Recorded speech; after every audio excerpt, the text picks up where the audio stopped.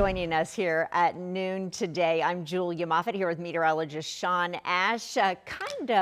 Maybe a muggy or gloomy day, but we're in the 70s, Sean. That's been pretty nice. Yeah, and it's less, we'll call it less muggy. It's not, I'm not saying it's comfortable air, but it's not as bad as it's been. This is going to be our quiet day, Julia. Weekend, anything but. We're going to have some waves of storms, and we want to try to get everyone prepared for that. Let me show you those numbers here, though. Low to mid 70s around central Indiana. Cloud cover has been hanging around. It is going to thin a little bit. But the combination of these dew points here that you see that are, for some areas, in the 60s, that's a little lower than they've been. Again, I'm not saying this is, a day at the beach, pleasant air or anything like that, but it is a little less muggy. We still have a few showers. I will tell you the coverage today is going to be rather minimal, and we don't expect widespread rain and thunderstorms. What does pop up, however, could produce some locally heavy rain. But it's a cloudy 76 right now in Indy, 75 in Lafayette, and 79 degrees in Bloomington at this hour. Dew point here in Indy at 67. So we're getting a little break for today, and that coincides nicely for all of the events. So many things going on. We have WNBA Live, the three-point skills competition. We've got a concert at Everwise tonight, Symphony on the Prairie, Ruoff, and the IBE concert over at Carroll Stadium. So if you're going to these events, just a spotty rain chance. Temperature is going to be in the 80s, so we are going to recover from where we are. Now, want to get you ready for tomorrow, and I wish I could tell you exactly when these storm clusters will be moving through. Unfortunately, I can't give you a specific time, but you need to know it is fair game from the middle part of tomorrow to Sunday night that we're going to have multiple waves of heavy rain, flash flooding, and wind potential. We'll see more with this long-range forecast here in just a few minutes.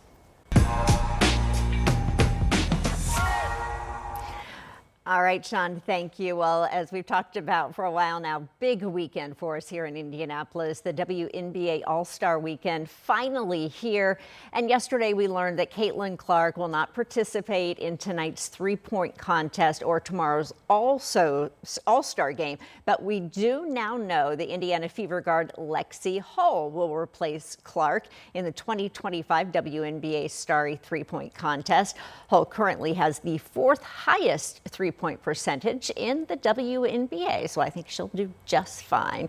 And there are special installations all over Indianapolis for the WNBA All-Star game, including one on Monument Circle. That's where you find Anna Chalker this morning. And Anna, a lot of people down there since this morning when you first reported on this.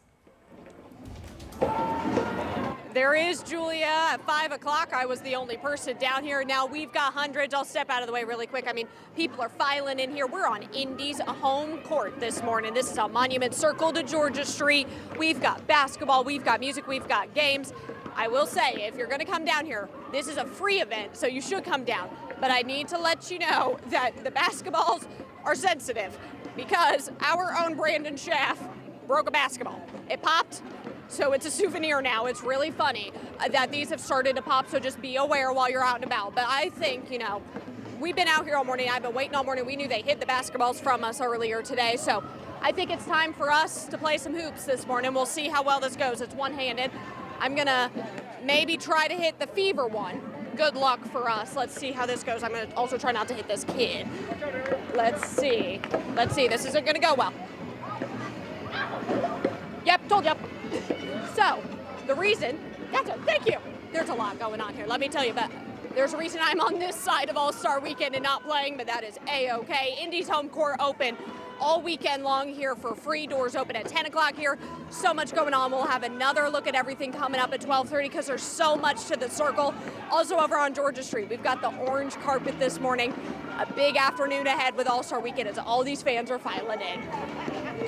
Well, hey, next time, Anna, just go and dunk in that little hoop. You'll be good at that. I would too. And you didn't pop the ball. So thanks, Anna. We'll see you back here in about a half an hour. Well, yesterday, Tamika Catching took some time to talk about the impact of Caitlin Clark's ongoing injury and what it could mean to see the All-Star game in her hometown.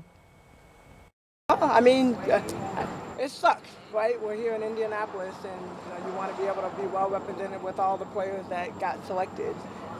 But the great thing for Caitlin is I guarantee she will be back, and she'll come back bigger and stronger. So it's great to be able to see Indy represent, and even more importantly, bringing the best players here to Indianapolis for our fans to see, those that don't necessarily always get a chance to see every other team.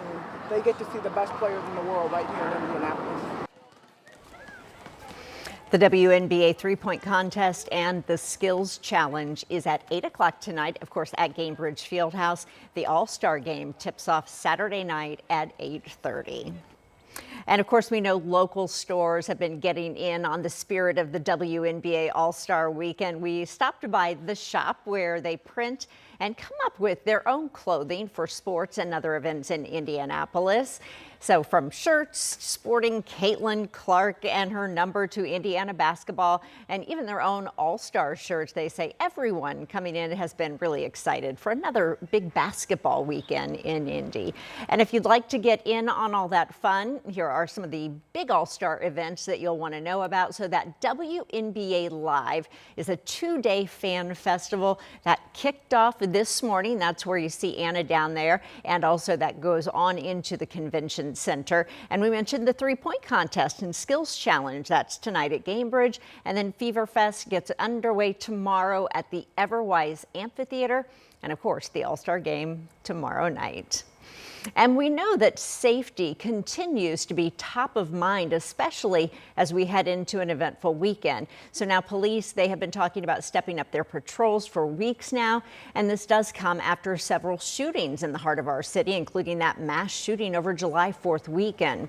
Police tell us they'll be monitoring curfew violations, and faith leaders say they're going to be involved as well. Dozens of people from churches and peace groups will be walking downtown Indy streets, working to connect with young people before they might potentially get into some trouble.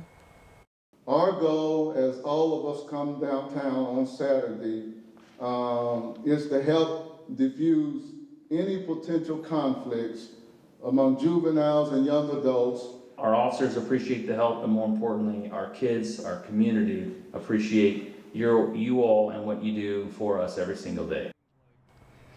Police officers also say they will be making announcements over a loudspeaker to the kids both 30 minutes and 15 minutes before curfew begins. Well, today is Ceasefire Day, or Ceasefire Indy Day, an initiative also working to stop the cycle of violence. It's also about honoring community activist Ron Gee, who started the Ceasefire Indy program before he himself was shot and killed last year. It's been 1 year now since his murder, and organizers hope the call for peace encourages neighborhoods to promote unity and healing.